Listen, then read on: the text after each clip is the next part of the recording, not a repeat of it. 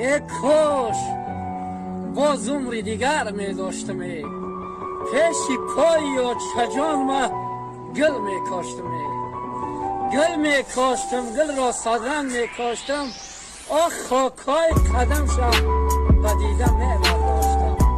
آچه دیگر ای و خدا کی آچه دیگر ای، آ باورم کنین آچه جان، آ جان جیگر ای.